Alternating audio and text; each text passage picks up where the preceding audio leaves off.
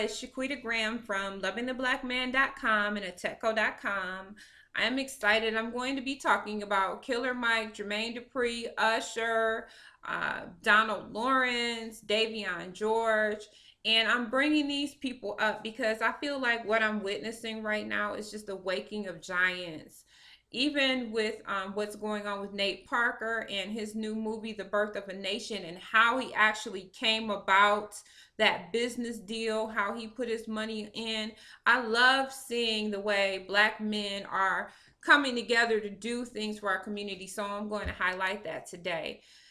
And for me, the reason why I really want to dish about this is because I feel that it's so important for me to be proactive and acting in the offensive against oppressive forces as opposed to being reactive and offended about what oppressive forces do.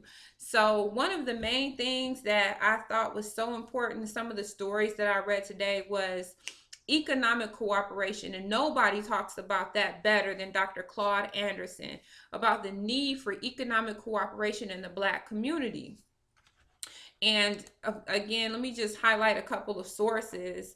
Of course, Financial Juneteenth and Your Black World always highlights awesome material. And then we have Straight from the A and Urban Intellectuals, where I find a lot of these amazing stories. But today, I was reading about how Killer Mike came together with, and this is Atlanta-based rapper Killer Mike, as well as Usher, Jermaine Dupri, and others came together to support Black-owned banks. And actually, the bank that they're talking about is in the Atlanta area, Citizens Trust Bank.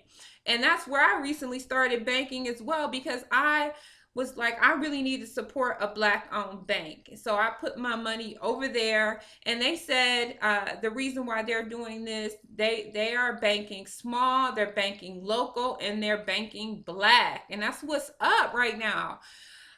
They said they're banking small because they're here and they're personable, and I can attest to that. Many times I don't like going into these Wells Fargo's, these different banks, because I mean, you just saw a story recently where a rapper, the police were called on this rapper when he went to a bank to withdraw $200,000 of his own money. Come on now. So when I went to Citizens Trust Bank, they were very friendly, very personable. I felt good about going into the bank.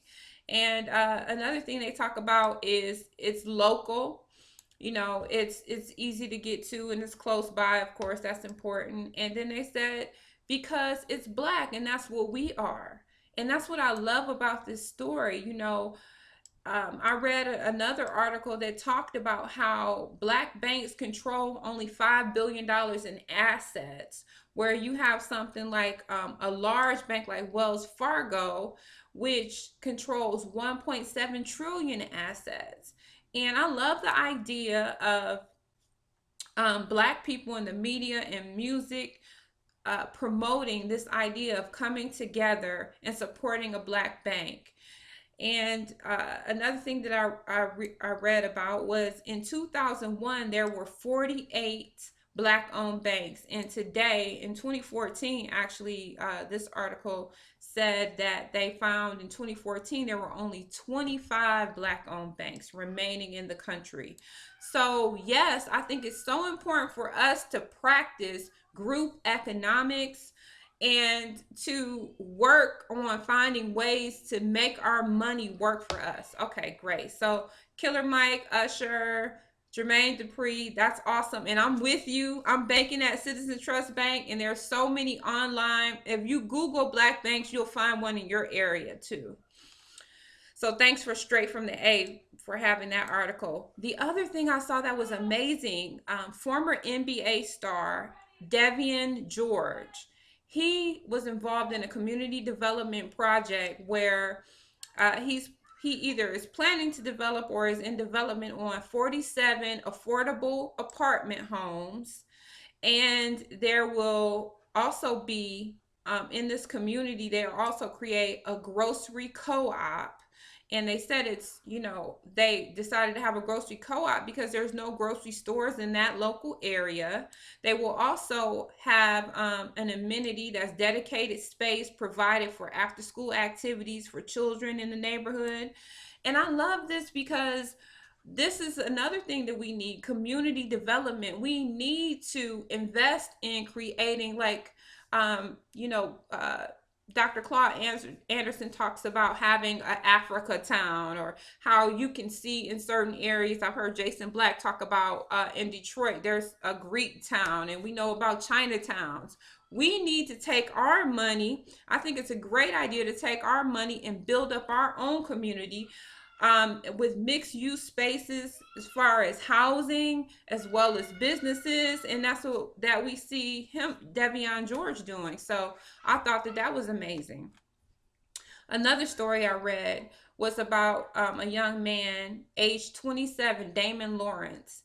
He is working to build Oakland, California's probably one and only a boutique hotel. He's the CEO of a company called Homage Hotel Group, HOMAGE Hotel Group. And I think it's wonderful what he's doing because he parlayed his prior experience working for Ritz Carlton and things like this. To He extracted that information from working with them to figure out how to build his own thing. And to quote him from this article, is that he says there's a need in our society as a whole to acknowledge Black culture as a part of the larger American story. It's important to pay homage to pioneers, especially Black pioneers in hospitality. Lawrence says when Blacks did not have the option to go elsewhere, it was Black hotels and other Black businesses that served them. It's unfortunate that now we have endless opportunities of places to go, but the option of supporting local Black owned businesses is not really there.